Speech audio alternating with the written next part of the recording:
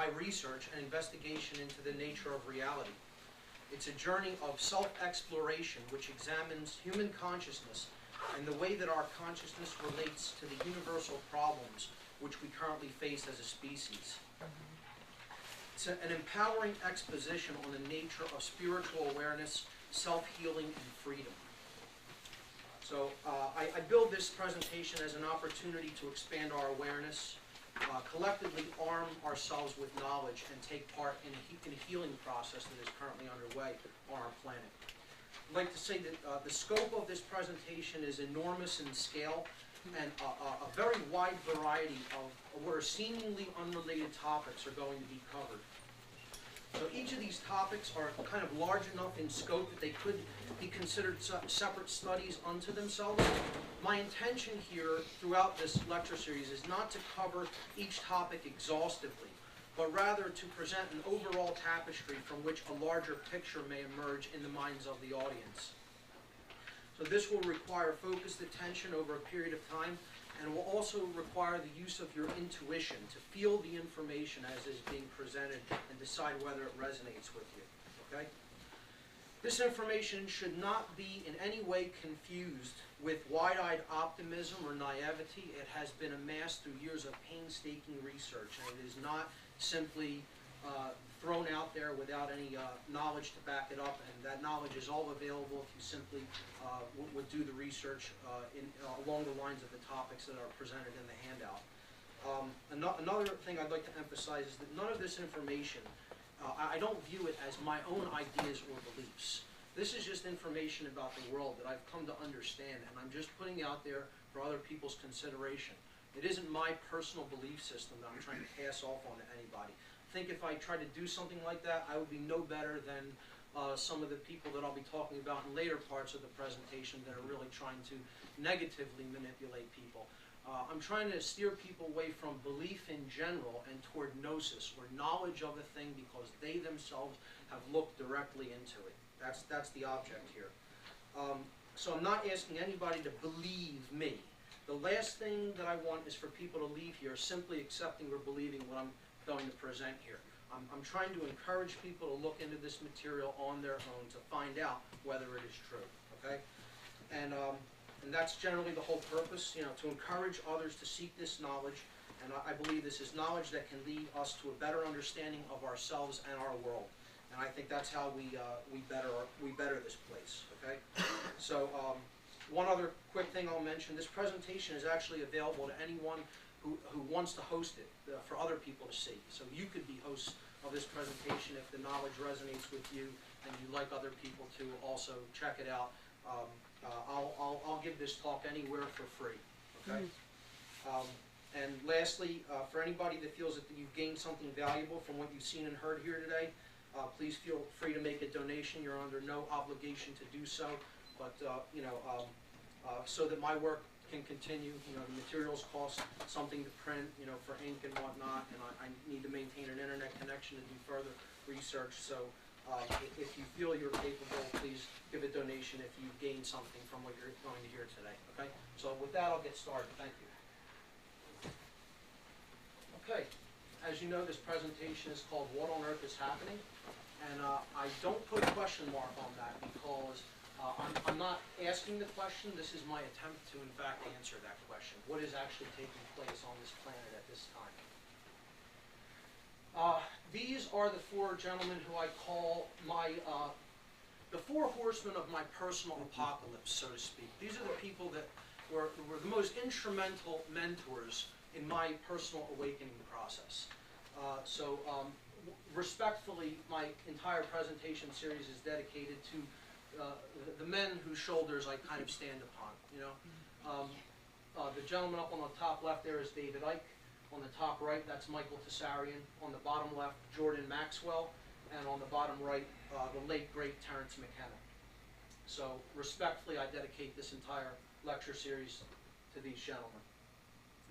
Part 1, Introduction, Truth and Lies, Questions and Answers. So what the entire presentation series is ultimately about is truth. And it's a difficult concept when you bring up this notion. Because one of the problems is that there are many people who actually do not think that there is such a thing as truth.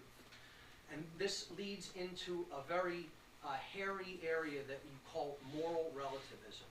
Because if there is no truth, if there is no absolute moral absolute, you get into the notion that it's only what I think or what I believe about what is. See, my concept going forward with the notion of truth is that truth is that which has undergone the formality of actually occurring. That's what truth is. That's how Alfred North Whitehead, a very astute philosopher, put it. Truth is what is.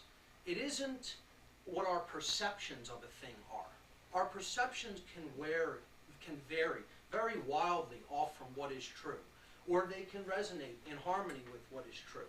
So I'm not talking about people's perceptions of something. I'm talking about what is. Now, I'm not here to be the absolute standard of that. I'm not here to tell people totally what that is. Okay? I'm not here to express the mind of God to people, so to speak. Okay? The truth here that I'm talking about is what has been occurring and is occurring now on planet Earth. And that's knowable. We can know that. You can know that. It isn't an unknowable thing that's unattainable. That's what many people want us to think. But that isn't what's the truth. The truth is that the truth about what's going on here is knowable. And we can come to know it and understand it. So it's kind of like that's the first belief you have to have. And then all other beliefs after that fall away. You don't need to believe anything after that point. But that's the first, you kind of have to start out, to go down the path, you have to start out believing that there's something that it's leading up to.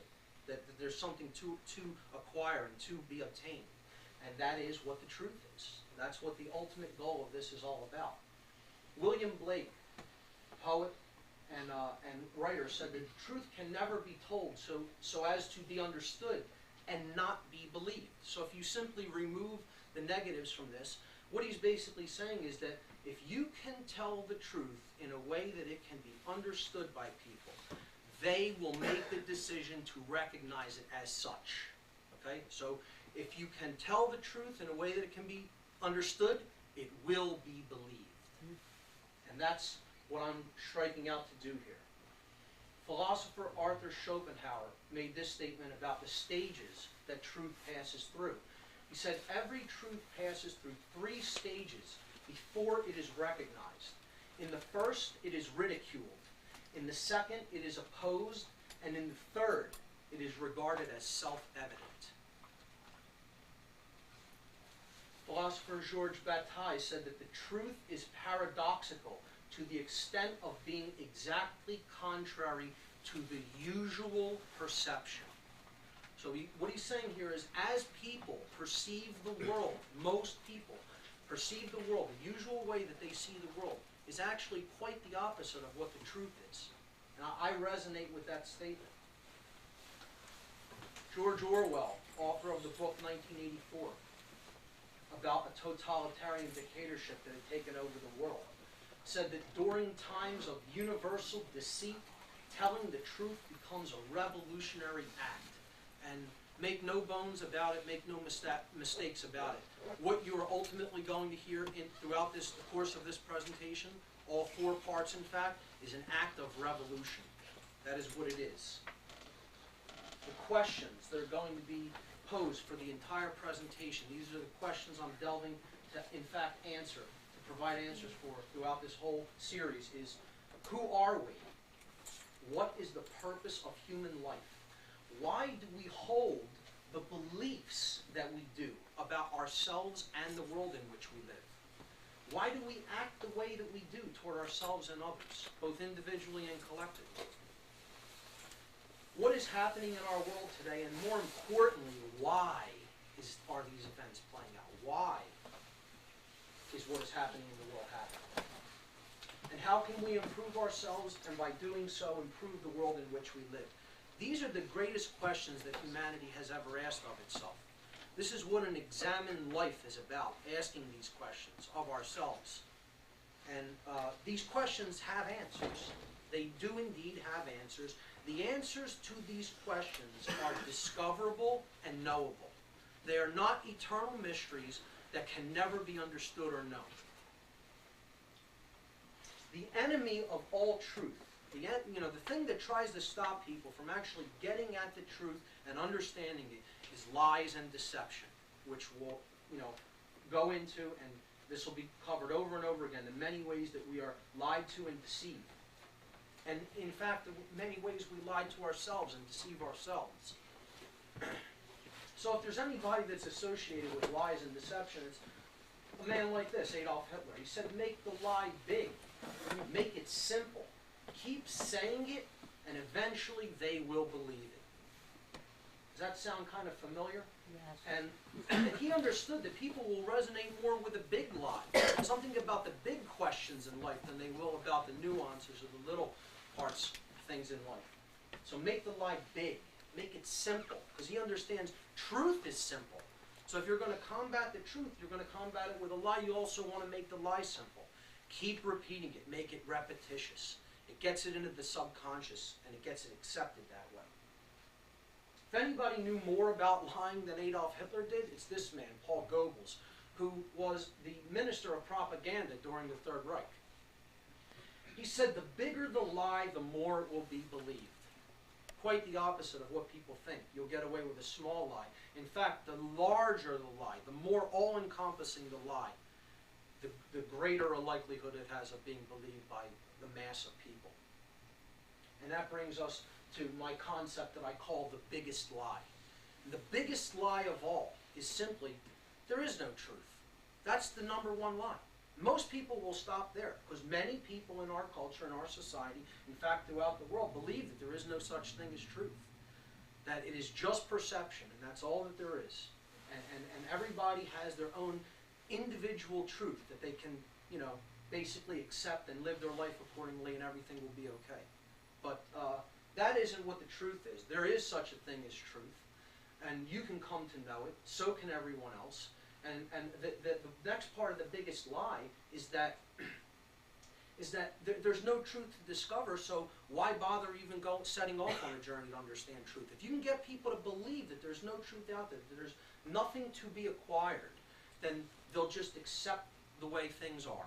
Never attempt to change anything for the better, and just go on with their life leading an unexamined existence.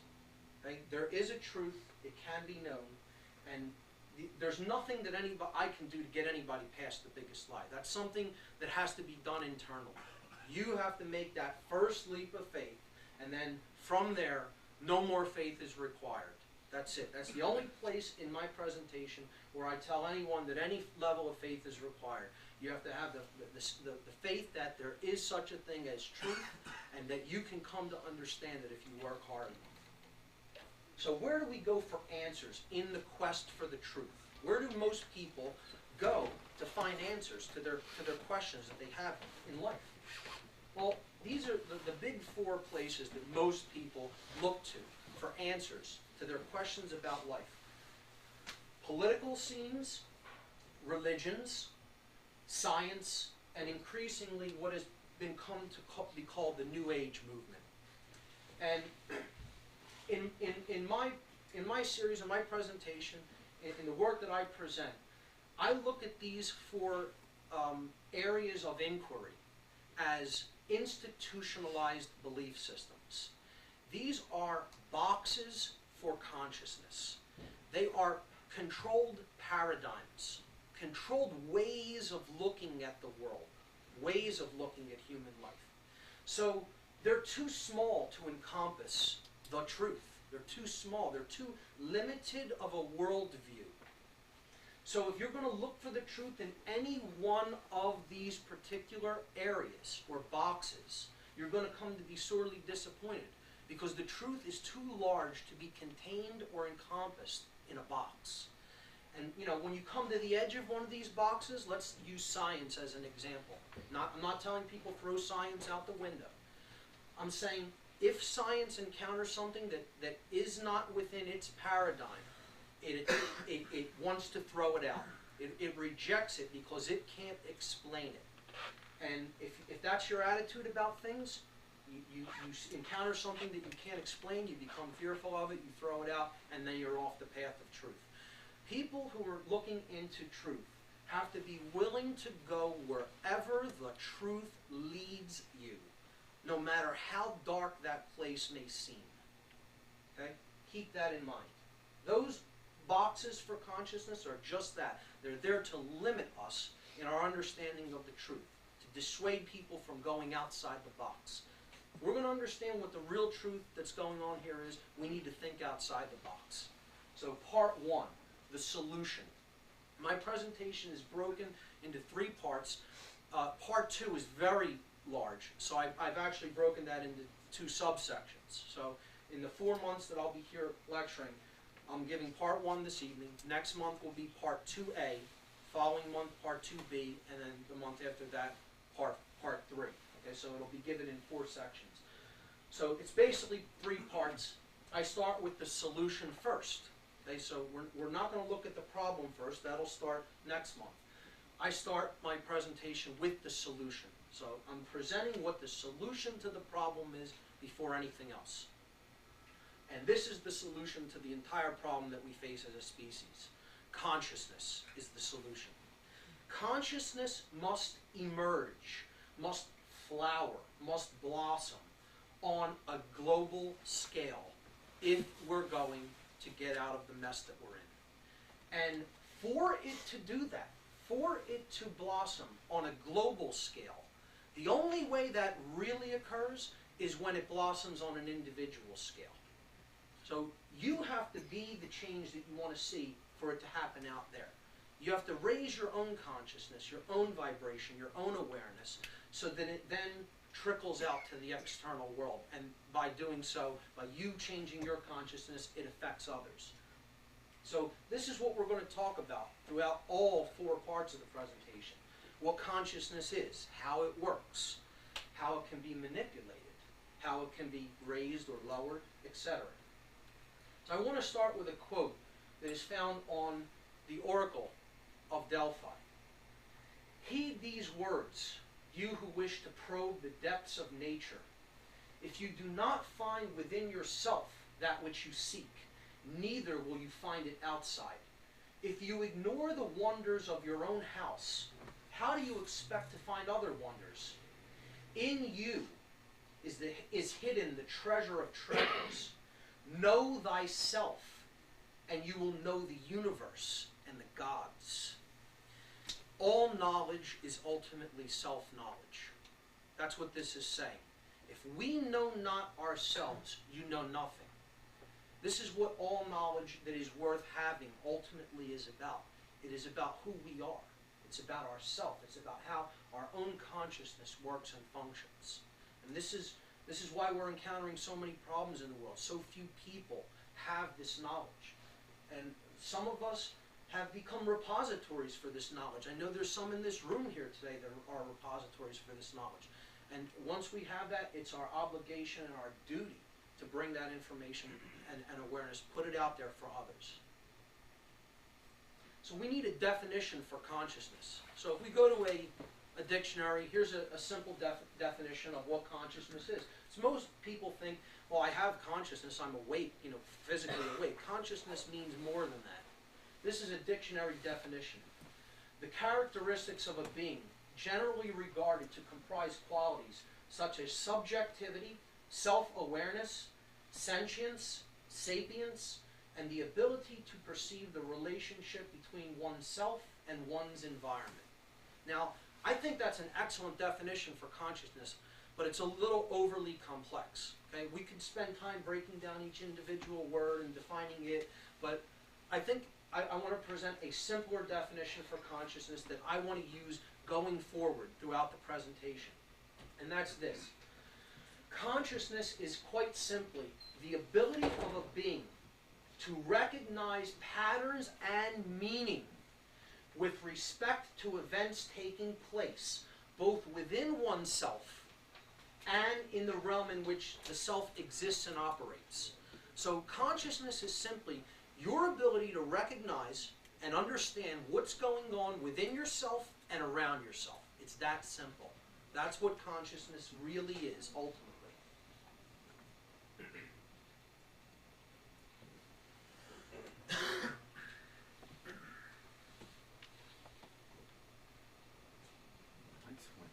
the ancients had some models for consciousness. I'll be talking a lot about ancient wisdom throughout the series, because it's a fallacy that the ancients did not have more understanding about ourselves. You know, we have kind of fallen in our understanding of ourselves from where the ancients were. They were more connected with consciousness. They were more connected with an understanding of their psyche and their subconscious. So they had a model of consciousness known as the Tao. This is famous in Taoist belief systems. They looked at the all, the circle, you know, the symbol of the divine, of God, the circle. It's perfect. It's unbroken. It has no beginning and no end.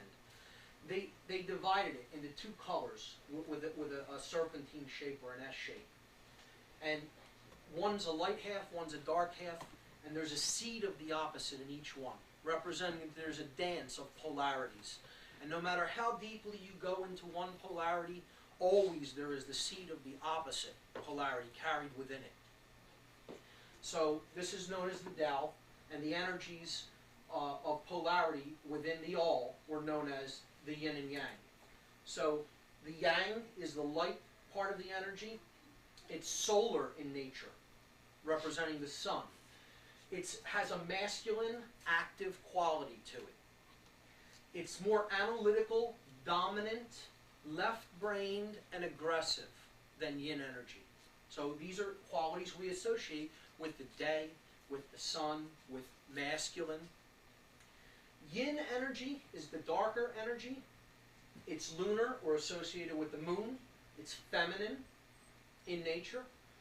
It's more passive, intuitive, submissive, right-brained, and compassionate.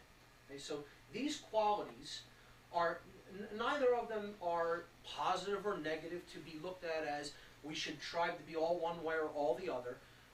A well-rounded person in consciousness is a perfect blend of all of these energies put together.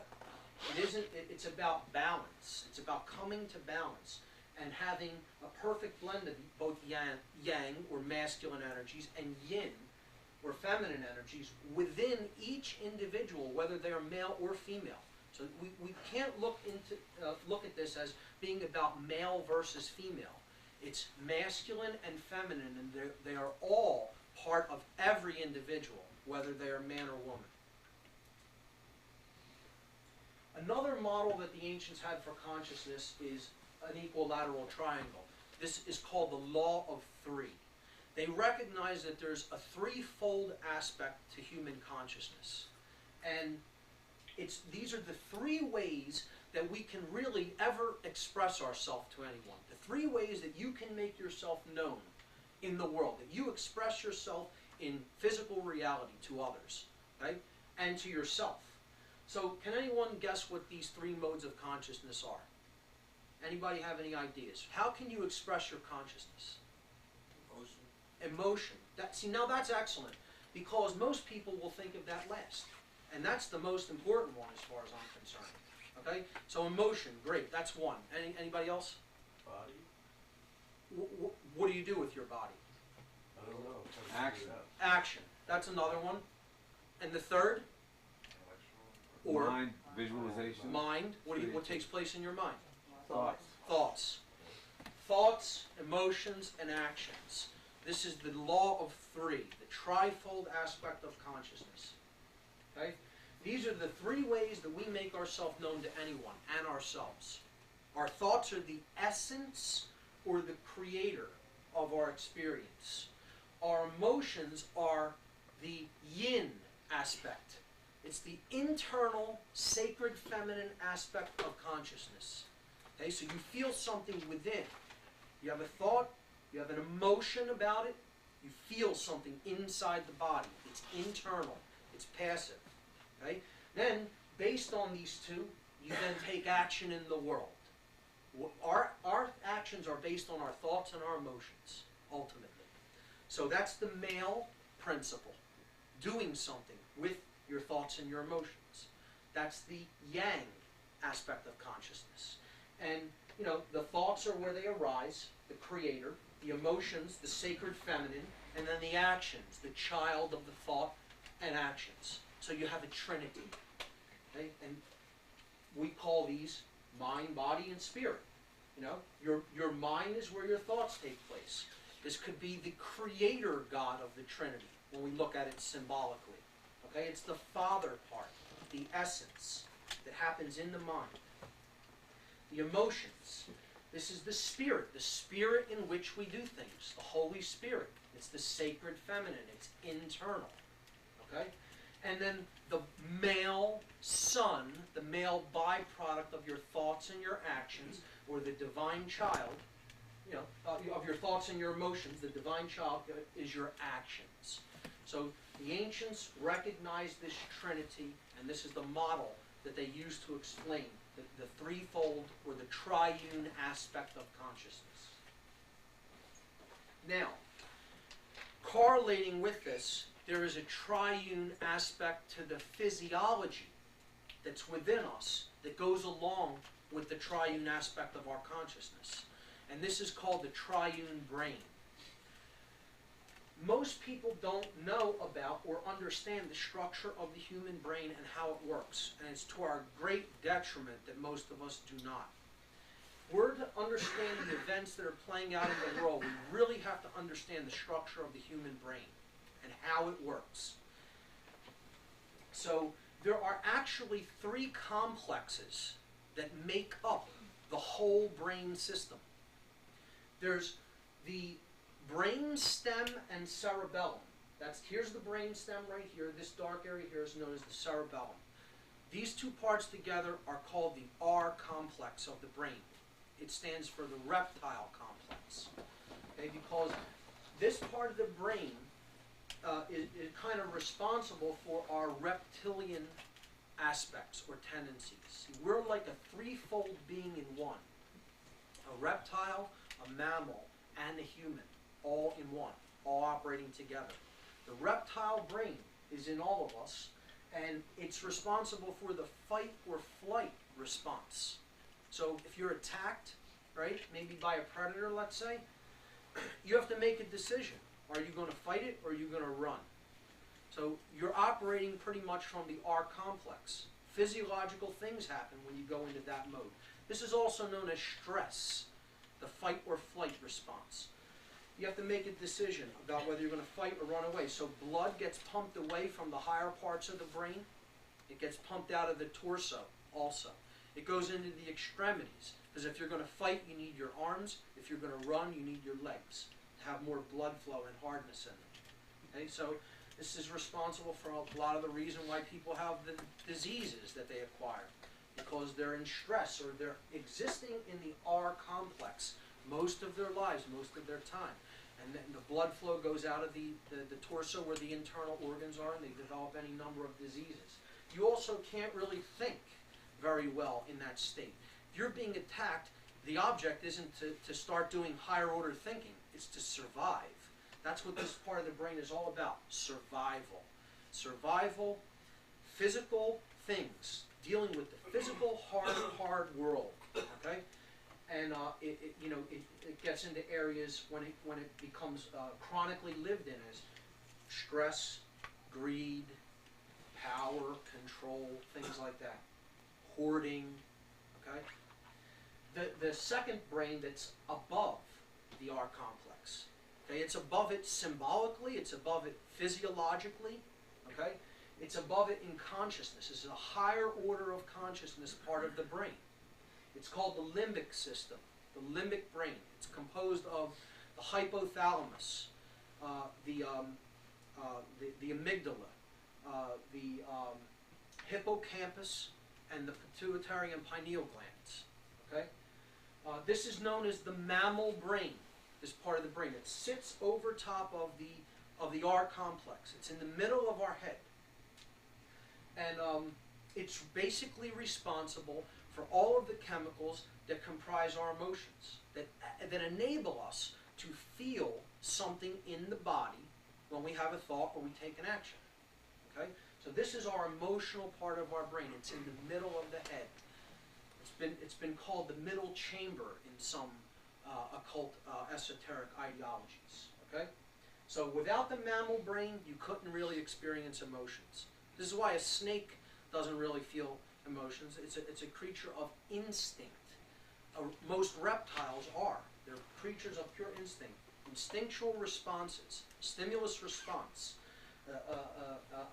A snake isn't going to get sad or depressed, but your dog can, you know, because they have a higher order limbic brain. Okay?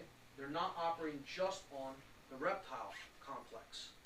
Now, humans are unique because they have a neocortex that is larger and more developed than any of the other species on this planet.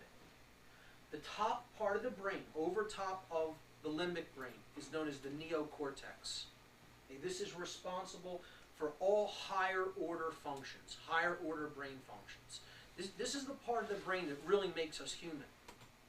Okay, without it, we couldn't have speech.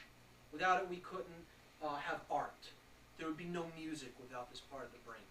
Okay? The things that really differentiate us from animals. You wouldn't have science or mathematics, anything like that. Now, it's interesting to see how these parts of the brain really are also symbolic corollaries to the Trinity. Okay? You have the Father God, okay? The Old Testament law-obsessed God, the controller, who when things don't go the way he wants them to go, wants more control. So this is the R complex, the base brain. Base consciousness associated with control really comes out of the R complex, or the reptilian brain, the base brain. It's the lowest part of the brain. You have the sacred feminine, the Holy Spirit, where emotions come from physiologically, is the center part, internal. Okay? The internalization are emotions, the sacred feminine. This is the limbic brain, the middle chamber. Okay? And then the Savior, the light of the world, higher order brain function that ultimately gives rise to an enlightened state of awareness, the neocortex. That's what makes that possible. Higher order thinking, particularly this part of the brain, known as the frontal neocortex. So right behind the forehead, the prefrontal neocortex is the most densely memory-containing and densely electrochemical connective tissue in the known universe. Okay? It's the most advanced computer that we know about. And it sits right behind this bone, right behind the forehead. The ancients called this the third eye. They knew where the seat of higher order function within the physiology was. They knew that that is the physiological connector to higher orders of consciousness. And they labeled it as such. They called it the third eye. And we know today that's where the highest order thought takes place, in the prefrontal neocortex. Now, another aspect of the neocortex that's important to understand is that it's bilaterally symmetrical. And this is going to come up over and over again. Okay? There is a left brain hemisphere and a right brain hemisphere. If you look at the brain, if you took a brain out of the head and you looked at it, it's actually in two complete halves. It's only connected by some fibrous network called the corpus callosum. Okay? But essentially it's two hemispheres, completely separate. Okay? The left hemisphere provides for the functions of analytical thought, logic, language, mathematics, science, critical thinking, things like that. Okay? The right hemisphere, so that's the masculine aspects of thinking. Okay? The right hemisphere contains the more feminine aspect of thinking. Okay? It's holistic thought, intuition, creativity, art, music, things like that. So I'm going to associate the left and the right brain hemispheres of the neocortex. Remember, we're talking now just about the higher brain, the human brain, the neocortex. I'm going to associate the yang energy with the left brain, and with the right brain, the yin energy that we already talked about. Okay? And I'm going to ascribe symbols to these, and these are going to come up over and over again. Okay? The yang look at that as the male aspect of the brain. Okay? The symbol that the ancients gave the male quality was an upward pointing triangle. They called this the blade, because it's like the tip of a spear, or it's a rudimentary phallic symbol as well. And these are thrusting mechanisms. They're active principles. Okay? Now the opposite of that is the yin energy, the feminine energy, the lunar energy, and this is represented by an upside down equilateral triangle. And the ancients called this the chalice, or the cup. Okay? So it's the shape of a feminine womb. This is the shape of the lower portion of a female's body. Okay? It's the holy grail, so to speak. The cup that holds the blood. The cup that holds menstrual blood, from which, birth is given. So that's the blade, that's the chalice. We'll talk about these two symbols and how they relate more when we get into symbology.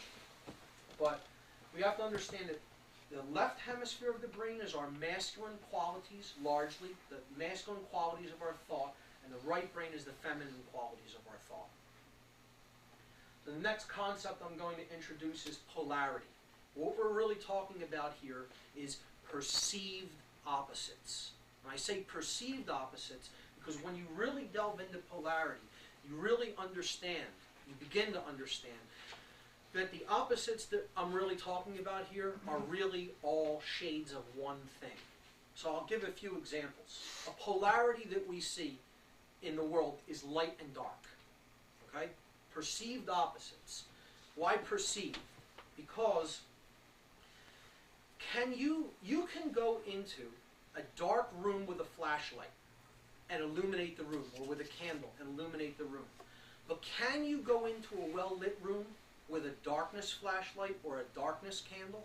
There's no such thing. You can't shine darkness into a room. There ultimately is only light energy or its absence. That's what you're really measuring. Okay, so polarity is a perception. It's not that there's actually two things warring against each other. Look at hot and cold. Hot and cold is the same thing. Okay? They're just measures of how much heat energy is present. There's only heat energy. If heat energy isn't present, we call it cold. You can do this basically with any perceived polarity. So keep that in mind. While we're looking at these as opposites, they're really perceived opposites. Okay? Now, the two polarities that I'm going to introduce are the emotional polarities. These are the good feeling and the bad feeling. Ultimately, every feeling that we experience are really only extensions of these two essences of emotion. Okay? So there is the good quality of emotion and the bad essence of emotion. Okay? One makes you feel good and alive. The other makes you feel bad and just down and oppressed, etc. Okay? So this is a water crystal, a simple water molecule that is placed under high magnification in the presence of the first emotional polarity. Okay? A scientist named, interestingly, his name is Emoto, like emotion. This scientist who has a great book out called The Hidden Messages in Water, Masaru Emoto, I believe his name is.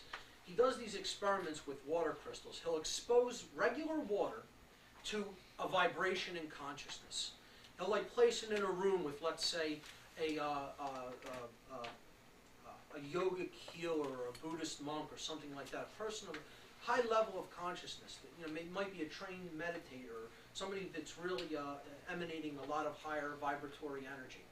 And then he'll take the water molecule and then place it under a microscope, and he'll look at whether there's been any organization to the molecular structure.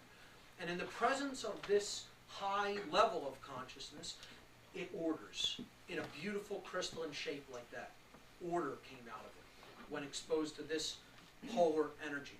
Who can name the energy? The energy of the highest order of consciousness, the energy, the good feeling, basically. Love. Love. It's simple. Most people get that immediately. because we intuitively understand that that's what it is. Okay? The energy he exposed that water to was love. And then it orders.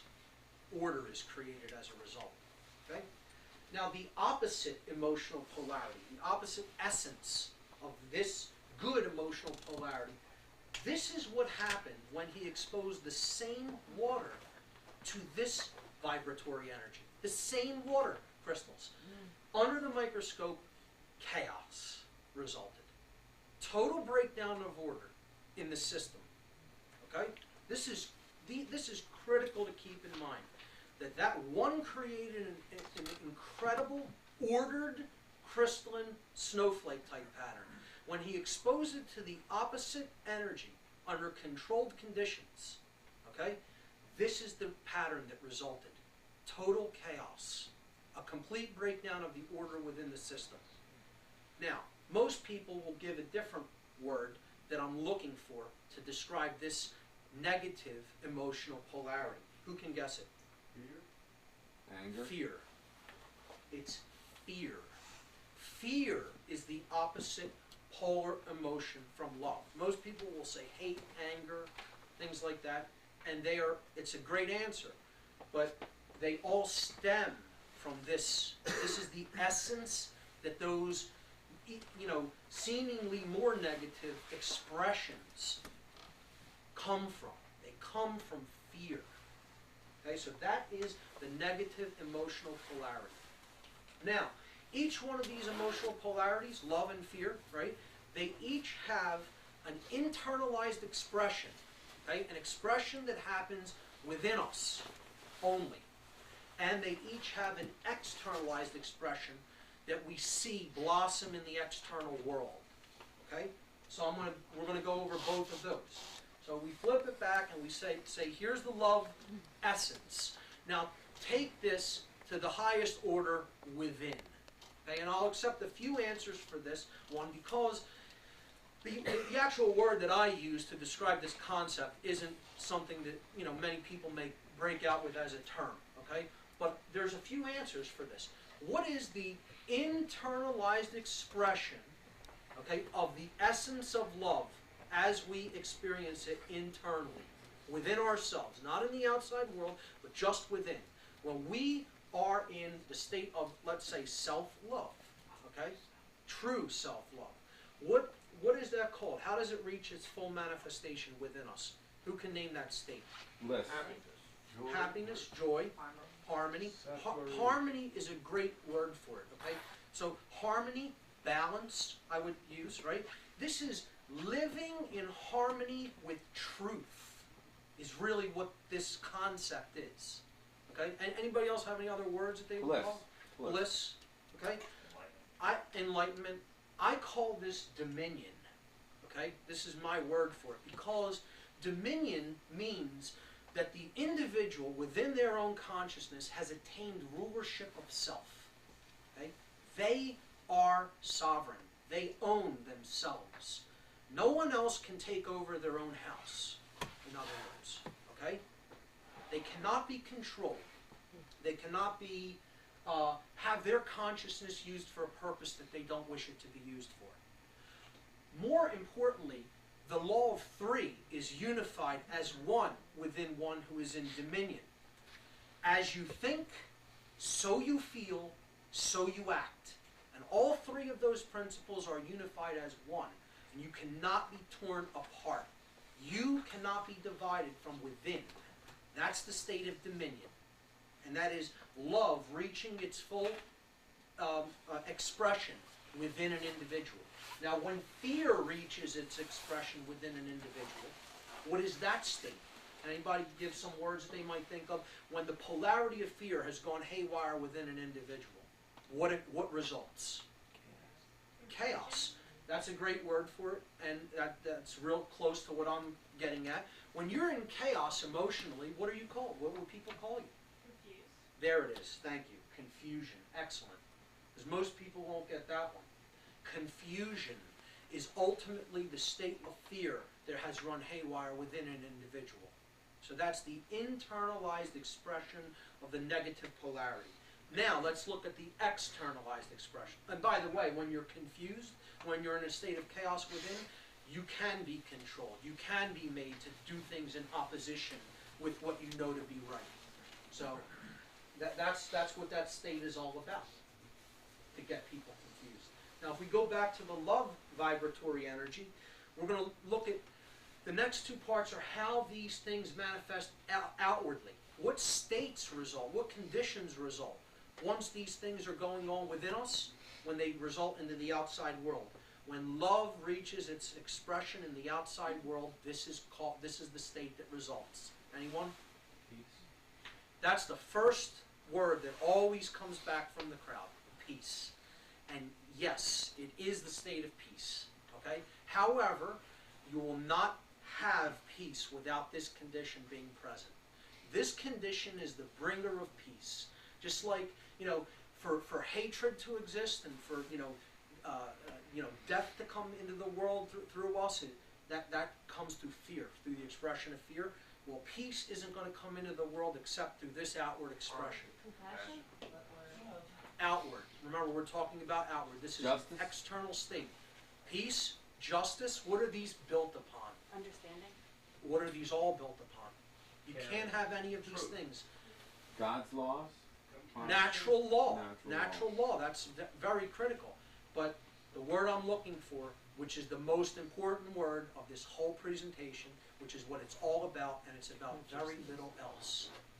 Freedom.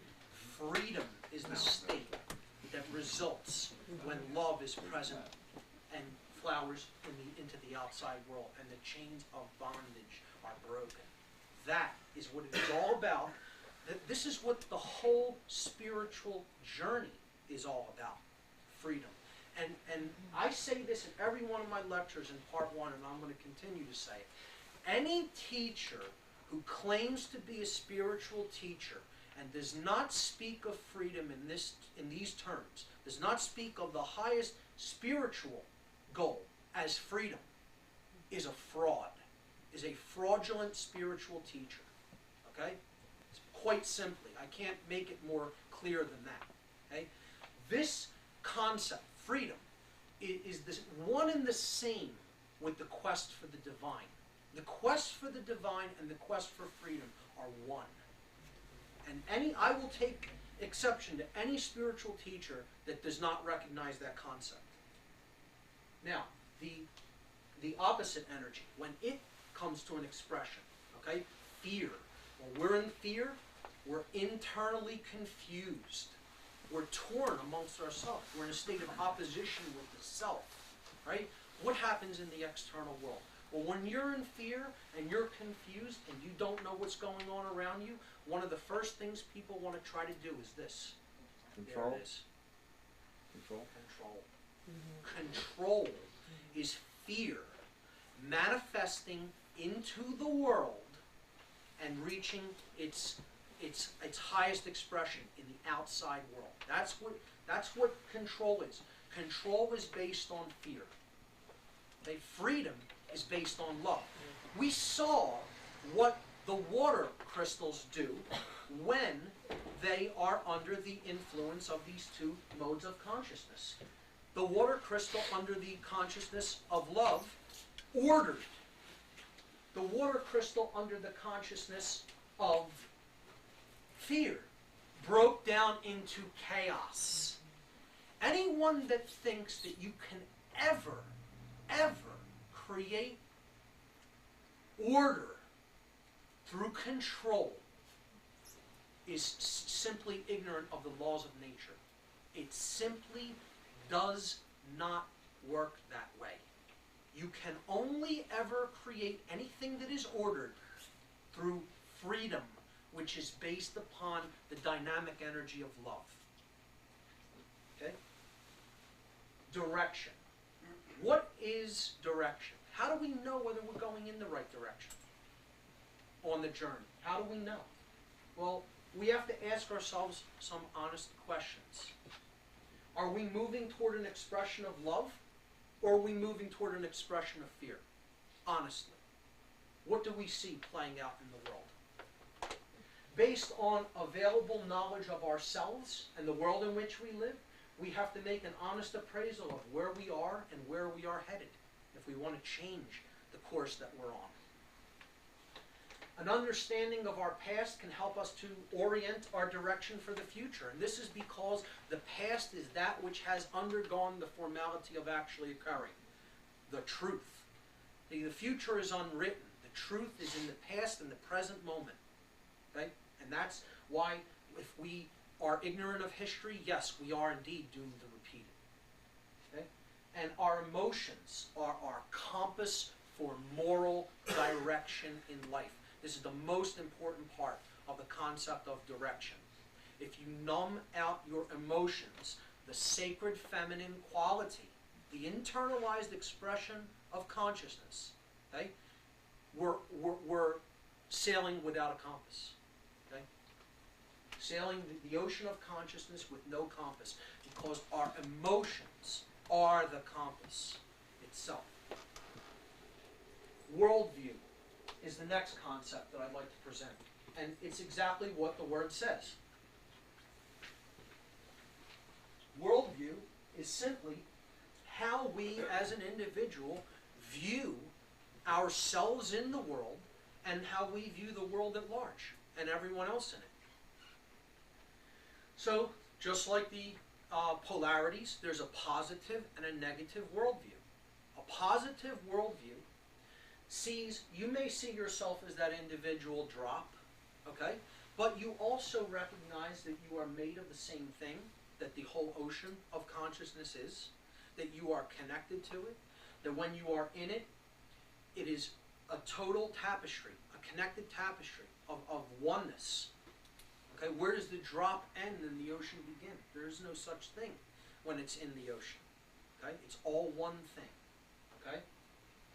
See, it doesn't mean you can't still see yourself as a unique expression, like a snowflake, because every one of those drops is a unique expression that forms the whole. But it's also about understanding that we are connected. We are connected at higher levels, okay? That we are part of a living system, that we cannot separate ourselves. We're inextricably connected to one whole living system. In other words, there's really only one consciousness here. Human nature is a part of worldview. How we view basic human nature. And most people, when it comes to this concept, have an extraordinarily poisoned worldview. Because we don't look at human nature as, most of us do not look at human nature as fundamentally good. That's what human nature is. Human nature is fundamentally good. We come into the world, we basically come in at a fundamentally good nature. It is through conditioning. It is through control. It is through fear that harmful human qualities creep into an individual. And it's because we're bombarded with these things from the moment we're born into the world.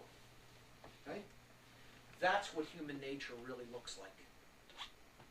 Are we really working toward true freedom? Do we even understand it as an individual? Do we understand what freedom and sovereignty is?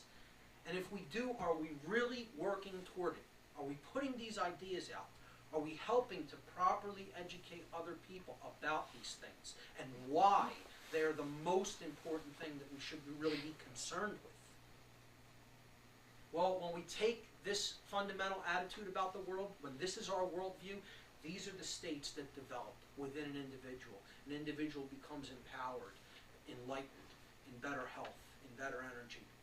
And all possibilities begin to open up for them. That's the positive worldview. The negative worldview is the exact opposite. Okay? This looks at that little drop as, poor me. I'm powerless. Okay? I am separate from everything else. I need to try to take as much as I can, to control as much as I can. I'm not connected with that wider ocean of consciousness. I'm just a little powerless individual, okay? Separate from it all. I'm just a number in the field, okay? I'm not unique. I'm not special. Just a number. I'm born into the world flawed, original sin, completely flawed. Human nature is evil by its design, by its origin. Okay? You spend your life in a state like that, really, you're in a hypnotized condition. And you're vulnerable to all the conditioning that goes on around us that we very rarely perceive, many of us. Okay? And then you become internally confused and you want more and more control. Control. Okay? You lack a sense of power within, so you're looking for control without. That's what a fear-based consciousness is all about. When we take this kind of a worldview, these are the states that we fall into. Fear, oppression, domination of others, being internally dominated ourselves, torn apart.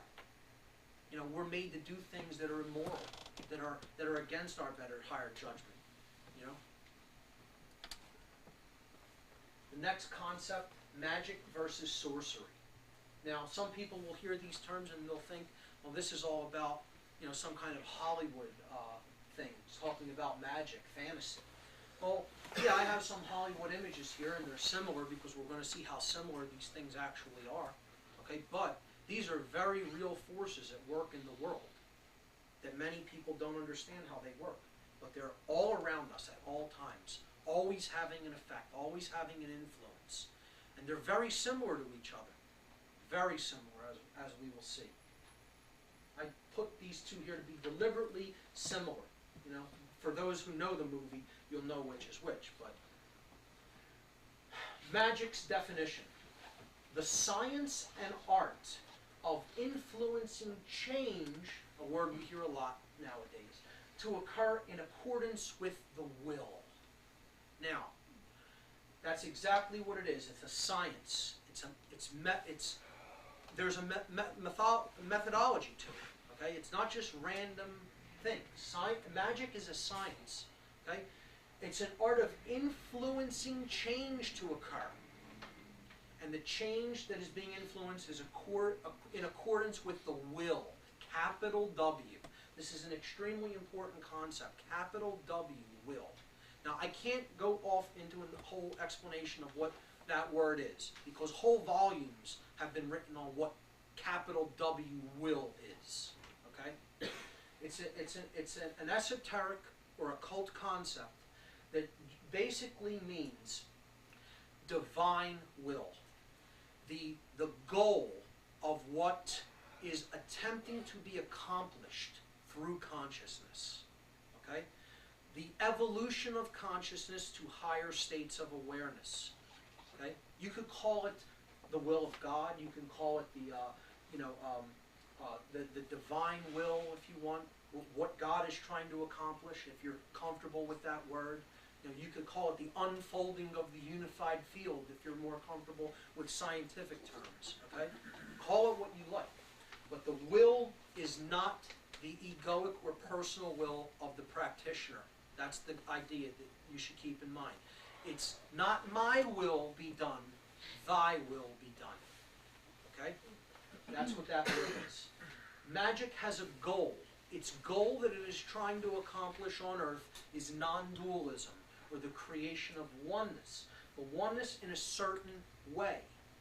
Oneness meaning oneness within. Creating or helping to create an individual that is complete in the sense that as they think, so they feel, so they act. And they cannot be torn apart. So they're non-dual within. Okay? They don't have a dual nature. And they don't say, well, I may think this way, yet I'm going to do this, even though I know that I don't really agree with this. I'm going to do it for this reason. Okay? Maybe it's money, maybe it's comfort, maybe it's not wanting to suffer in a certain way.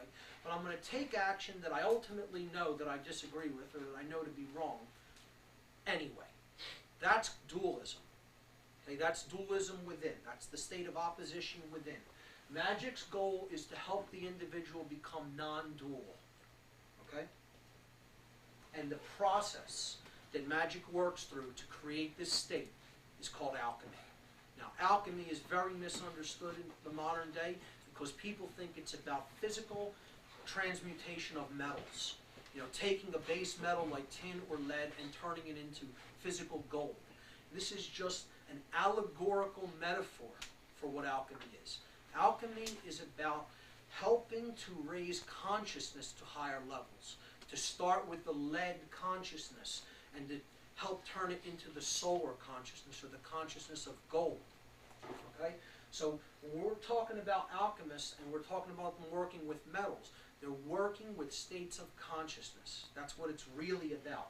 This is the difference between the words exoteric, which is like a cover story for something, and esoteric, which is the meaning that an initiate actually understands, because they've been initiated into the jargon and things like that.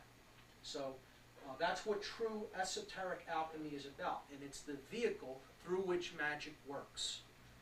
Now, sorcery's definition, as we'll see, is almost identical to the definition I gave for magic.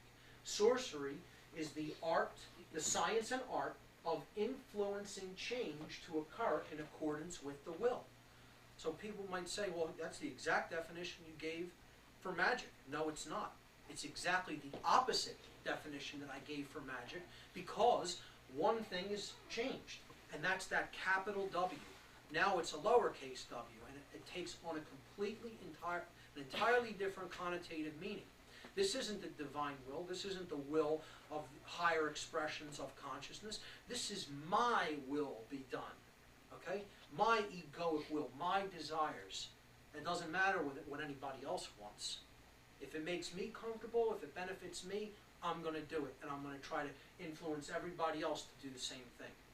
That's what sorcery is. Sorcery's goal is opposition, and more importantly, it's opposition within. It's trying to make people not only fighting on the outside, but torn apart on the inside. That's what a sorcerer's goal is. It's to get you into a frame of mind, into a frame of consciousness that you will say, yes, I will take this action even though I may know it to be wrong or feel that it is wrong. I'll numb out my emotions and I'll do it anyway. This is the state of internal opposition. Okay? That's sorcery's goal. It's to make you in opposition with yourself, with the three aspects of your own consciousness. So you are not united with the self, okay, in thought, emotion, and action. Sorcery's vehicle, like magic's vehicle was alchemy, is the arts of illusion and manipulation. And it's very simple. It's getting people to do two things. Believe that which is not true, and refuse to believe that which is true. That's it. It's that simple. These are the two ways that humanity suffers. We believe that which is untrue, which is not in harmony with natural law, and we refuse to accept that which is true and is in harmony with natural law. Period. That's it. That's why we suffer. And that's what the goal of the sorcerer is. Okay? Illusion and manipulation. The next section, barriers to self-realization. Okay?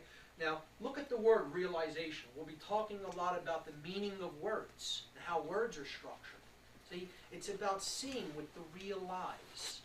Realize. When you realize something, you're making it real, but you're also using the real eyes to see it. You're seeing something which you may not have been able to see before. Okay? So to get past that wall, to get to the true self, to get to the truth, these are what holds us back. These are the fear-based ideologies that hold us back from true self-realization, the recognition of who we really are. Okay? And there's four of them. The five-sense illusion, ego identification, the prison of a left brain, and institutionalized belief systems. Right? So we're going to take them one at a time. The first barrier that holds us back from the realization of our true selves is what is called the five-sense illusion. Okay? And it's very simply this. It's the belief that the only thing that exists, the only things which exist in manifested reality are that which we, as human creatures, are able to perceive with our five sensory organs. Right? So sight, hearing, smell, taste, and touch, and nothing else exists. Okay?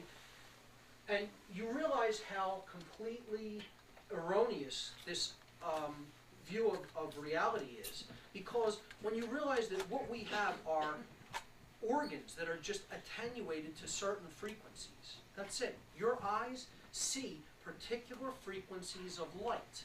Does that mean that there are no other frequencies of light? No, that's ridiculous. There's an infinity of light on both sides of the visible spectrum, as you can see here. You know, light rays go off in that direction, they go off in this direction. It doesn't mean that they're not there. And a great example is sound, okay?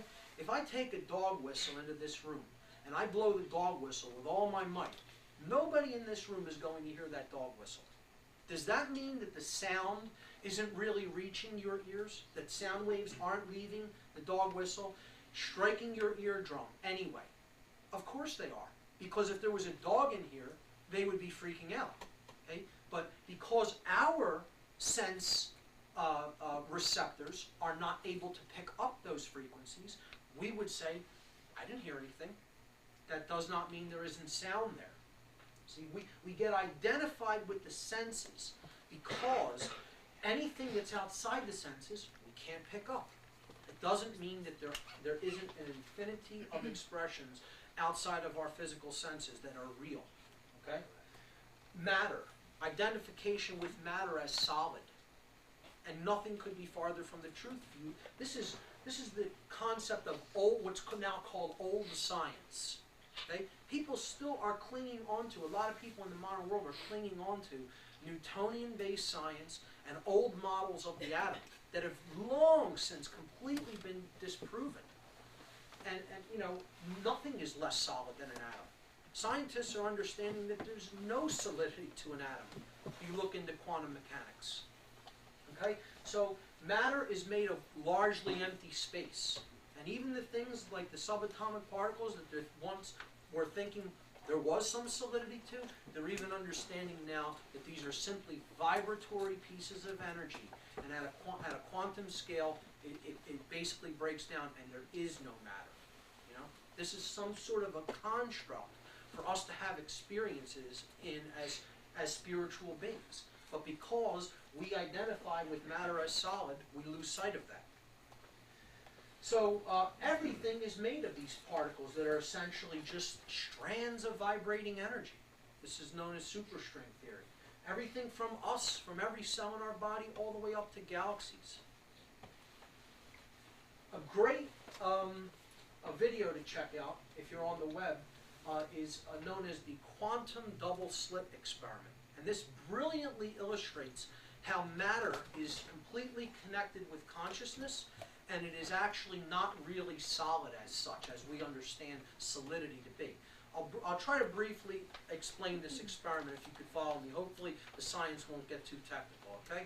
So, scientists take a double slit, let's say in a plate, okay?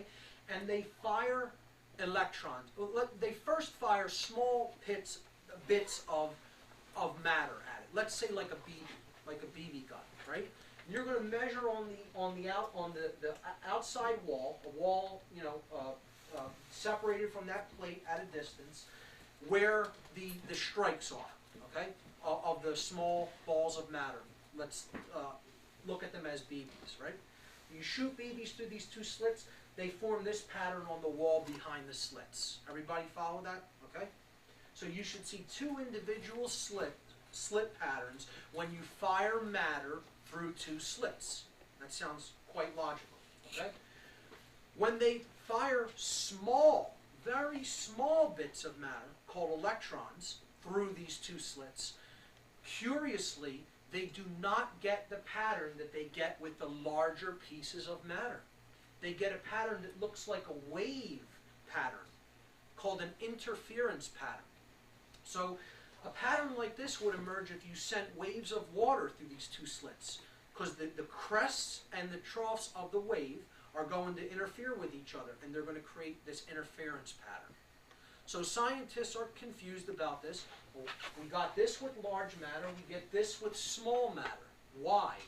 Well, they think maybe the stream of electrons that they're firing at these two slits, maybe all the little bits of matter are interfering with each other, and they're bouncing off of each other, and they're creating this interference pattern. So what they do is they take an electron voltmeter, a single electron fired at one time, and they fire it at these two slits. And more curiously, they still get an interference pattern. So that defies logic, because what's it interfering with? It's only one piece of small matter going through these two slits, right? And it's either going through one slit or the other slit, or it's bouncing off of the plate. But they get an interference pattern, so what could it possibly be interfering with? Well, the answer is a little bit complicated, but the answer is that the electron, at the quantum scale, at this very small scale, is not really a solid piece of matter. It's a wave of potential energy. That's all it is. It has the potential to be something, to be solid. But it leaves, and since there is no observation at the slits, no consciousness there to determine what it is, it keeps its form as a wave, or a waveform, until it strikes a measuring device, in which case then it has to say, I'm a solid object. Okay? So it takes the form of a wave. They do this over a period of time, firing one slits, and it still makes an interference pattern after a couple of hours. Okay? So they put a measuring device at one of the slits, okay, to see which slit it goes through. They're going to measure the slits, find out which one did it go through or did it bounce off, and amazingly, what happens is they get a different result. It then forms the slit pattern, the two slit pattern, this two-line pattern, like it did when it was solid matter, when you were firing solid BBs through. Okay? And it does that because consciousness made the waveform collapse and become a solid object at that point when it is being observed. So the consciousness had everything. When consciousness is introduced at that time in the experiment, that's when it makes a decision about what it's going to be. See, so this is about how our consciousness actually influences the things that we experience. We are creating our experiences through how we view things in the world. This experiment is known as the observer effect, if you want to look it up. And there's a video of it on YouTube and Google Video. You type in the quantum double slit experiment. The key thing to understand here is that this experiment explains to us that consciousness and matter are connected, and they're connected at a fundamental level. And it's all about how we view things. The observer can create a separate reality depending on how they observe the physical world. That's what this is about. When scientists began to understand that experiment, they really wrestled with its implications. Some of them were very against these experiments that they saw with their own eyes, because they were so logically minded, so left-brained. You know, they wanted to reject it, even though they were able to repeatedly demonstrate it over and over again. The ones who really did come online and understand that this was about consciousness, a lot of them started going to taking trips and sabbaticals out to the east and going and studying under Indian teachers and Hindu teachers, and started to really explore dimensions of consciousness more. The next barrier to self-realization is ego identification. And most people think of ego as, well, I think I'm better than everybody else, or I'm a hot shot, and I'm a big shot. That's not really what I'm talking about when I talk about ego. What I'm talking about is roles that we identify with. Okay? That's what ego really is. Ego is stepping into a role and identifying with the role as who we really are. When in fact, who we really are changes forms constantly. It's always present, but it takes on roles to have experiences in those roles. When we get wrapped up in the role itself, we become ego identified. Okay? So this happens with, people in their jobs, in their family life, as citizens of a certain country or region of the world, in certain service type roles, even in families. Eagles fans. Yeah, I'm exactly. an Eagles fan. Right. So we are not the roles that we play. We are infinite consciousness expressing ourselves here, and we take on a role. But to get wrapped up and identified with it means that we're clinging on to something that is ephemeral. It is non-lasting. It's not what we really are. The next barrier to the identification, to the barriers, the next barrier to self-realization, to the realization of the true self, is the left brain prison. So, sadly, this is what our children are really being indoctrinated into in Western culture. The idea that the right brain aspect of ourselves can largely be ignored. Okay? That holistic thinking, nurturing thinking, creativity, art, music, things like that, these are being downplayed in our current Western model for education. And it's largely being based on outcome-based education about fitting into the rest of society, fitting into all the types of conditioning that we see in the Western world. And this is done through the concentration on reading, verbal, okay, math, science, reading, writing, arithmetic, right? Our Western scientific culture still is clinging largely onto old science paradigms, left brain thinking. This is, completely separate with a notion that consciousness is connected with everything. There's a new science out that incorporates the right aspect of the brain and incorporates holistic thinking and values the connection of consciousness in science. And this is known by many scientists today as the new science. Okay? And quantum mechanics is emerging as a leading candidate, amongst others. There's a new biology. Okay? Look into some of the works of John Hagelin or Bruce Lipton are some great examples, or Greg Braden, to name a few. And when we take this left brain approach, we're cutting ourselves off. We're becoming a half person. We're cutting ourselves off from another part of us that really makes us truly human. We stay in this prison, this is what a political cartoonist is kind of drawn it up as. The left brain, alone, everybody's in a cubicle, no individuality, all focused on work, on the material world. The right brain, they're connected. The people have forged a connection, an emotional and spiritual connection with each other. They're out experiencing life, okay? And there's joy present. And then, you stay in this left brain prisonhood, and I'm going to talk about why this happens physiologically, but people become controllers. They want to control things. Greed, control. It's very much brought about by chronically engaging in left brain thought with no balance of the right brain hemisphere. The next barrier to self-realization is staying identified with institutionalized belief systems. It's very important that I'm saying exactly what they are. They are institutional and they are based in belief, not natural law, not actual understanding of truth, but simply belief systems.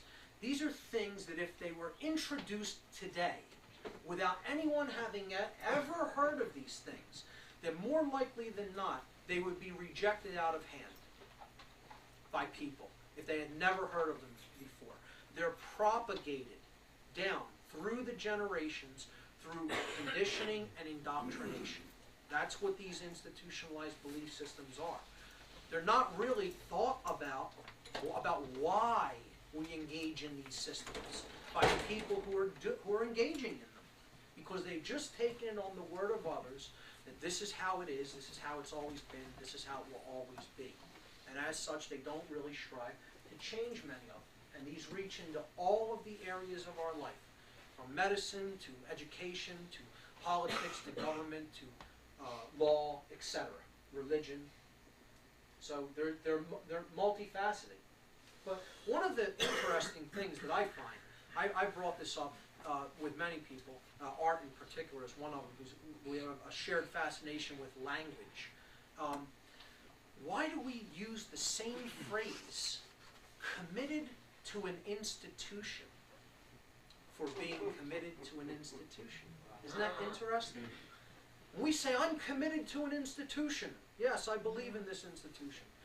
But we say the same thing when we say, I'm being committed to an institution. I gotta be there at An 9 interesting one to think about. Okay? So the next section is the true self versus the lower self, or the false self. So, what are the qualities of the true self? Now that we understand what the barriers are, what are we really trying to get toward the true self? And what's the opposite of that? You know, what are the expressions that we end up with if we don't make a connection with the true self? Okay? So the true self, here are the qualities of the true self that is connected with the energy of consciousness, that is united within themselves. These are the qualities that they exhibit. The true self exists in a state of dominion and non-duality. As they think, so they feel, so they act. And they cannot be divided from those things. They cannot be made to be in opposition with the self. They understand and work toward true freedom. Not this notion of what freedom is, but actual personal sovereignty. True freedom. Okay? And that ultimately is about freedom from all suffering. All right? The true self practices alchemy to bring about the true will, the divine will, the elevation of consciousness, and the expression of higher and higher states of consciousness and awareness. The true self is concerned with the alleviation of suffering for all beings. All beings. They recognize that as one suffers, all suffer. My suffering cannot be separated from your suffering, nor yours from mine. If one is suffering, all are suffering. That's what the true self has made the understanding of. The true self's worldview reflects the understanding that there is no separation between self and others. They grasp the concept of the unified field of consciousness. There is only one consciousness here. The true self does not exist in a left brain prison or in a state of ego identification. They're existing on a holistic brain function, what is called global EEG coherence in medical terms. Okay? Their left and right hemispheres are both firing on all cylinders. Okay? And they're not identified with the roles that they play in life. They understand them as such, that they are simply roles, like a suit that you put on. I love the way David Icke described it in one of his presentations. If an astronaut went to the moon and started saying, I think I'm my spacesuit, you know, the controllers down in Houston would think he had gone out of his mind. Hey, he thinks he's a spacesuit. You know, this is just a role, you know, that we put on. So the true self does not become identified with the roles that they play. And the true self seeks to break down all institutionalized belief systems. All institutionalized belief systems. Because they have recognized that they are all limited boxes for consciousness, placed here to do one thing: control and enslave us. That's it. That's the qualities of the true self. The false self, the lower self, the egoic self, the one who is trapped in illusion. These are the qualities that you might see in an individual like this. They exist in a state of confusion and opposition. They don't really understand why they feel the way they feel, why they do the things they do. They're very confused individuals. They're in opposition. They can be made to take orders or take actions that they may know to be morally wrong, okay? Or to do things against people, you know, that haven't really done anything to them. And, you know, they might say, I have this belief, but I'm going to do this thing anyway because I make money by doing it. It's my job. Okay? I'm not, it's not as I think, so I feel, so I act. I'm torn from within, divided, in opposition. The true self cannot even envision the concept, the conceptual notion of true freedom. It's like an alien, foreign concept to them, let alone act it out into the world and help bring it into expression. You know, they're only seeking control for their own benefit. It's only about me and how I can benefit from the situation. The true self employs the art of sorcery to bring about accordance with his own egoic will, his or her own. Again, this is not masculine or feminine. Everybody has some of these aspects within them. Right? So you're trying to serve your own will. It isn't about the whole consciousness that's here. It isn't about the least among us who are suffering. It is only about my comfort. That's the identification with the false self. The false self is concerned only with one's own self and one's own. If that. You know, my friends, my family, if that. The false self, their worldview reflects a belief. Again, I'm choosing this language deliberately. It's not an understanding of the worldview of the true self. It reflects an understanding. They understand that which is true. The false self is attached to a belief that things exist in a state of separation. This is simply untrue. They only believe that because they have not come to understand what the truth is, that there is no separation. The false self lives life in a state of left-brained prisonhood and in a state of ego identification, totally attached to the roles they play.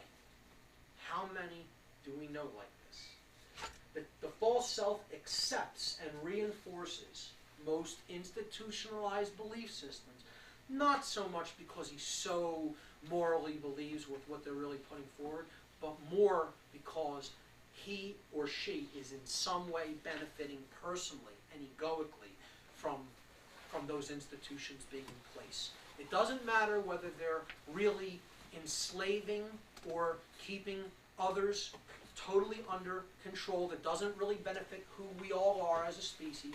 If it benefits me, I'm going to do it. That's what the egoic self, that's how the egoic self thinks, and that's the illusion that it's trapped and wrapped up in. So everything that we've talked about so far is all about the knowledge of good and evil. That's what this is really about. This is about the understanding of what's right and what's wrong. You know, that's all it really comes down to. Is there really a moral way of being in the world? Okay? Or is there moral relativism? It doesn't make a difference how we think, feel, and act. It's all relative. And it's all just, I can make it up as I go along. I'm the arbiter of truth. Okay? Or is there really a nature of good and a nature of evil? And do they manifest in our experience based on how we think, feel, and act? I would say definitely that is the case. So good manifests through the emotional polarity of love, evil through the emotional polarity of fear. And this is how they work in the world. Love brings about internal dominion so that we can give birth to external freedom. It works through magic to bring about the true will of higher expressions of consciousness through the vehicle of alchemy to create non-dualism, a being that is united with their own consciousness in their thoughts, emotions, and actions. Evil works through fear to create confusion within us so that control, ever increasing and centralized control, can be brought into the world. Okay?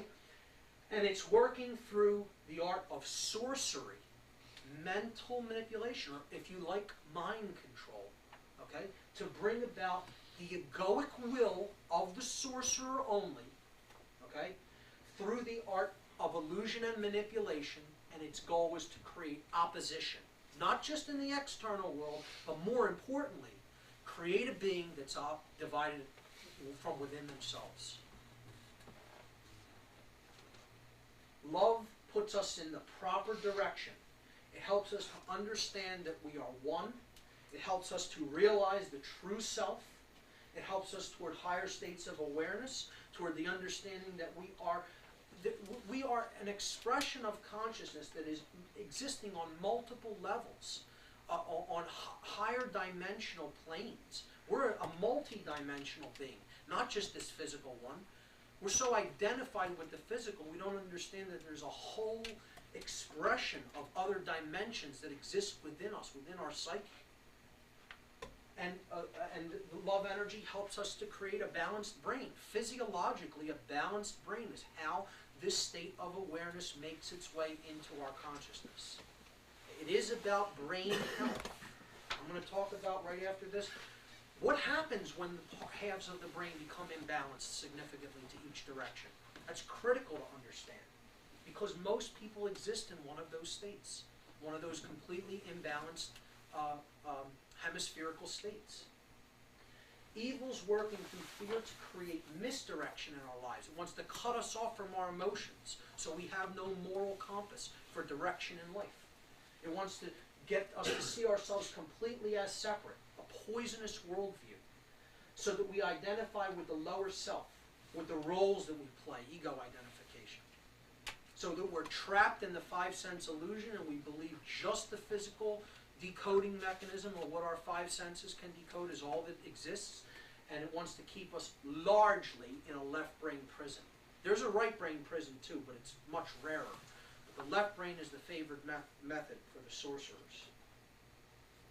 So we look at the model of consciousness, the threefold law once again, and we just see if our thoughts are tended toward love, if they are about higher consciousness. Love is the energy that helps consciousness to expand.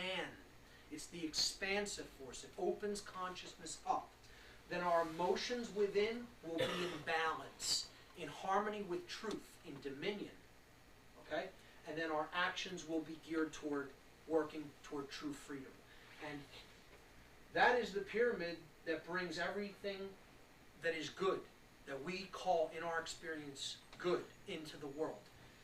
That's what it's moving to. It's trying to build toward love, and it is based on internal dominion and external freedom. And that's the only way. You use these two things as a base, it's the only way you're ever going to build toward that. Conversely, if our thoughts have a negative worldview attached with them, and they're totally fearful, our emotions internally are going to be completely out of order. We're going to be confused. We're not going to understand our surroundings. This is the state of unconsciousness. Okay? And then our actions will be geared toward control. We will want to take control of others. If you're not in control of yourself, how are you going to take control of other people? You know? And this is about ownership of self. That's what sovereignty and freedom is really about. You own your own house, and no one can tear it apart. No one can make you do something that you know to be wrong, or you hold against your beliefs and your higher judgment. Okay? So that's the pyramid of fear. It brings about into the world everything that we call in our experiences evil. And that's what it's based on. It's trying to build a world of perpetual fear, and it's based in confusion within and the attempt to control others without. These are illusions. They don't exist in manifest reality. You know, just like the illusion of hot and cold, of light and dark, there's only love.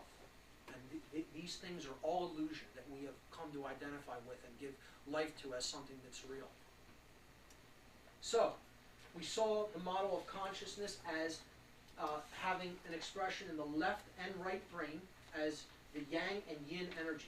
The left hemisphere of the brain as the masculine part, and the right hemisphere as the feminine part. Okay? So, what happens to the consciousness when one of these two hemispheres totally begins to dominate the other? Okay? It's very interesting, and it explains a lot about what's happening in the world. We saw that there are three parts of the brain. There's the neocortex. That's what you're looking at here. If you're looking at the neocortex, there's the front of the head. So you're looking at it from the top. Okay, that's the left hemisphere, that's the right hemisphere. That's the higher brain, the human brain. In the middle, you have the limbic brain, the mammal brain, responsible for our emotions. And then at the base of the brain, the top of the spinal column, is the R complex, the brain stem and the cerebellum, responsible for survival mechanisms. All right, and lower thinking, base consciousness. Well, look at the neocortex as the CEO of Brain Incorporated, let's say. Okay, the neocortex is the executive commander of the human brain complex. He is the boss of the building, the boss of the temple. Okay? Now, if the CEO of a company gets ill, one of his middle managers have to step in to take over. So you have two choices. You have the limbic brain and you have the R complex. Depending upon the nature of brain imbalance, an electrochemical brain imbalance, depending on how we think, how we respond to the situations that we've, grown up in, that we've encountered in a day-to-day basis, thinking can become imbalanced toward one brain hemisphere or another chronically. And this is reflected physiologically. It's measurable. Brain scans can show this. I'm going to show you pictures of some. All right? If the left brain is the favored part of the brain, and this, we live perpetually in the left brain state, one part of the whole neocortex, the whole CEO of the brain, starts to shut down and not really function as the executive commander of the whole brain system. And then the control, the executive control, gets shunted to the R complex, the base brain. And this makes sense based on what we've already understood about how the polar energies of the brain work. This is the left brain, analytical, logical, male, solar, right? If this part of the brain gets chronically imbalanced, right, then you're going to become a male dominator. And it doesn't mean just male, masculine dominator. Females can fall into that condition as well. Okay? You're going to become obsessed with control. All right?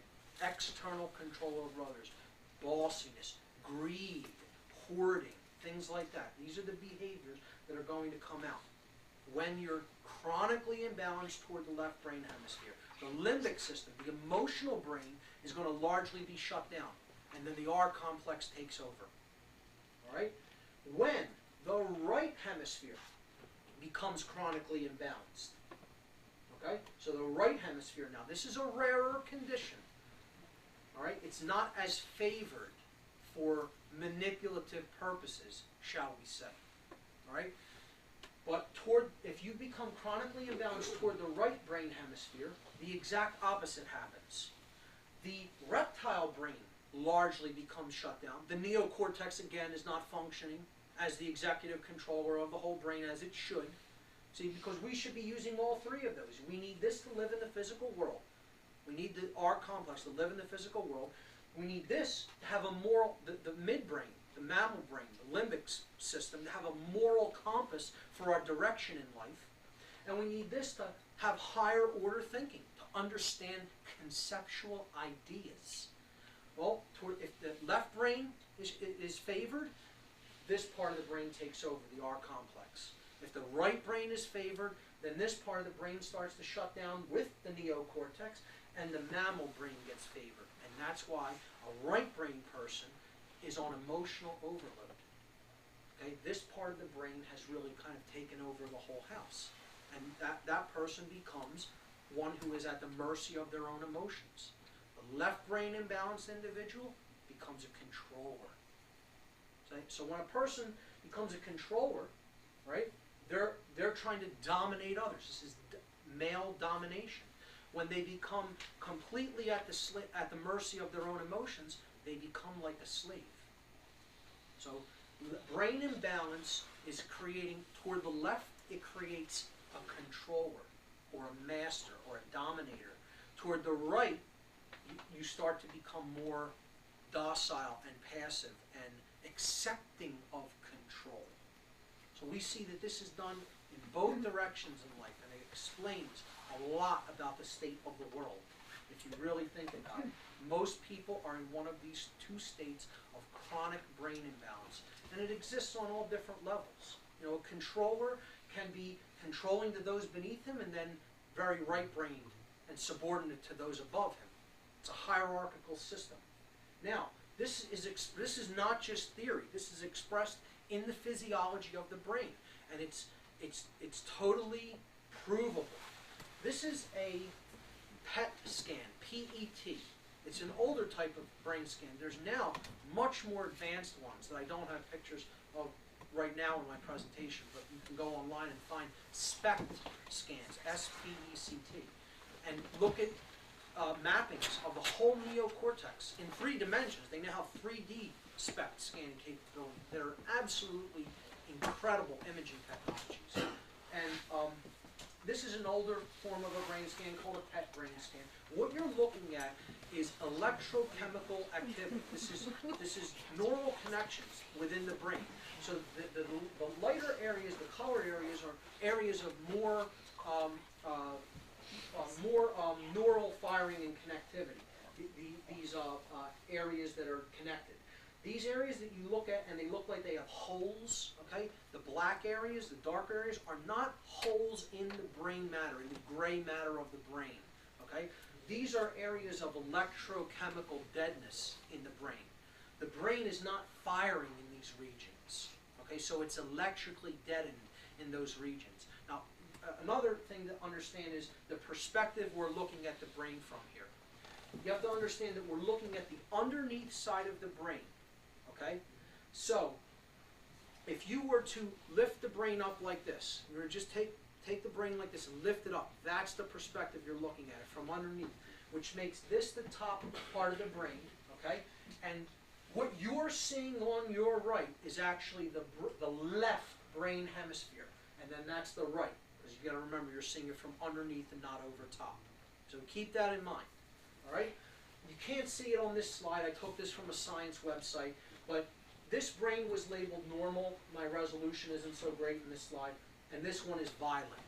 Okay?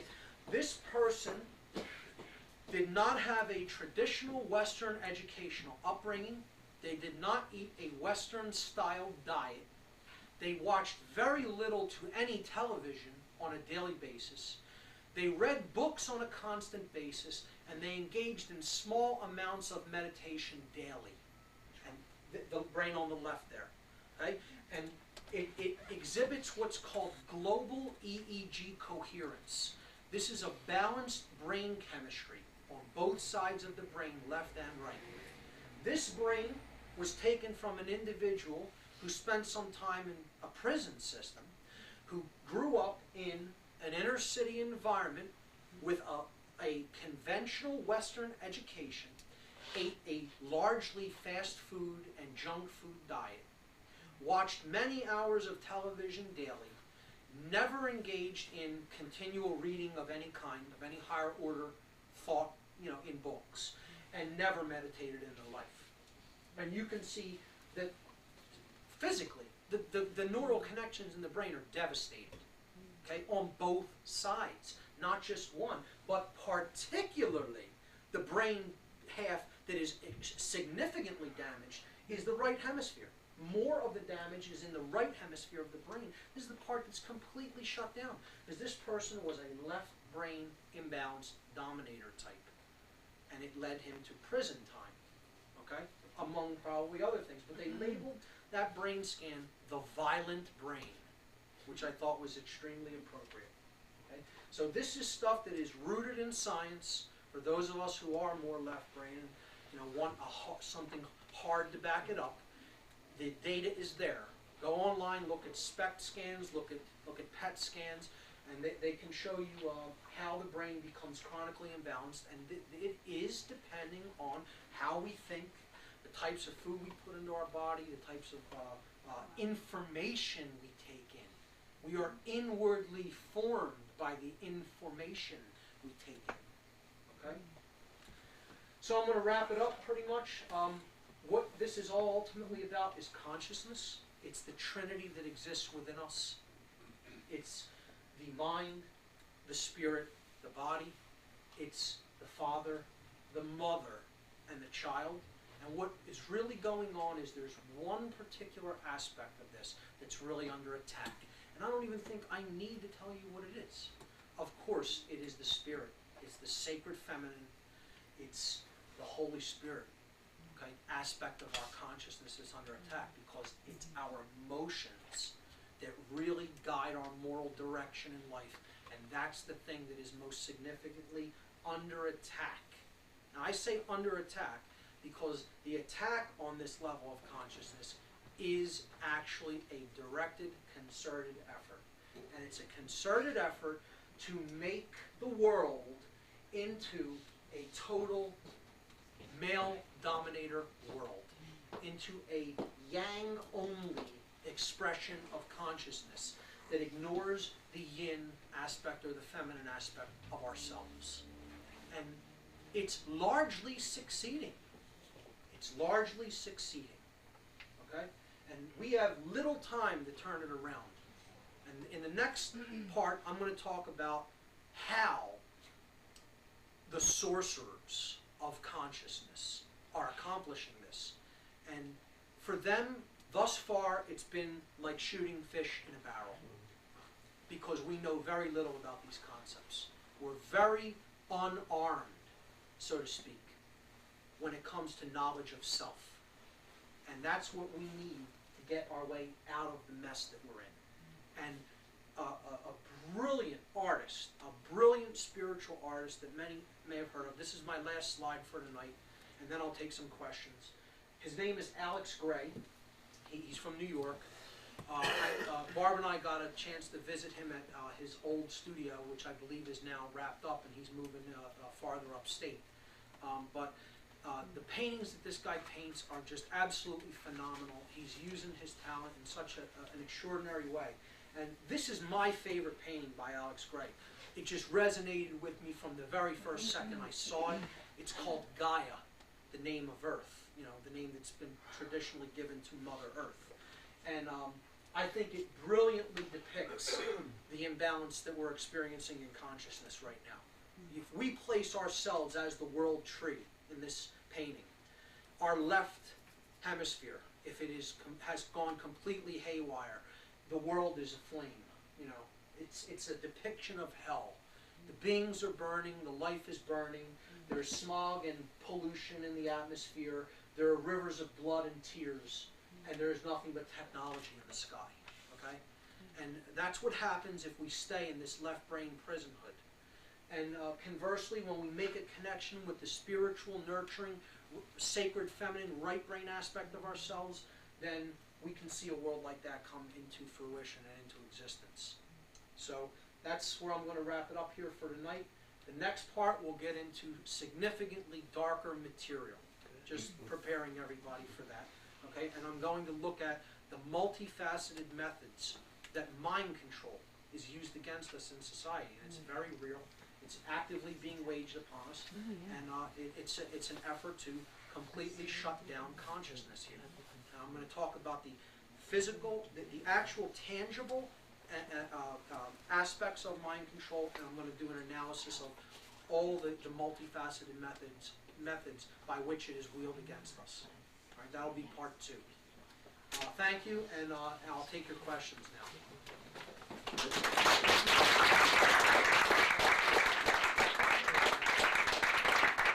Thanks a lot, Dr. Great audience. Thank you. Yes. Yes. A little observation about the word play. Yes. It's not play. Sure. There's the word thought, and if you break it up, it's thou, gut.